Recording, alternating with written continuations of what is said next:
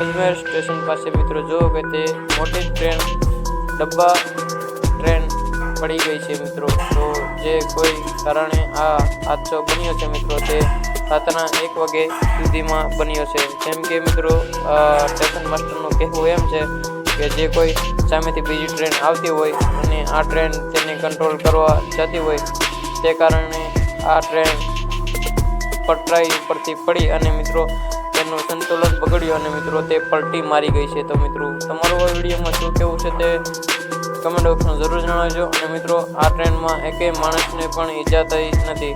તો તમે જોઈ શકો છો કે અટાણે કેટલા બધા માણસો અને મિત્રો રિપેરિંગવાળા આવી ગયા છે અને ટ્રેનને જે કઈ રીતે સર્વાઈવ કરવી હોય તે મિત્રો તે કામ કરી ચાલુ છે।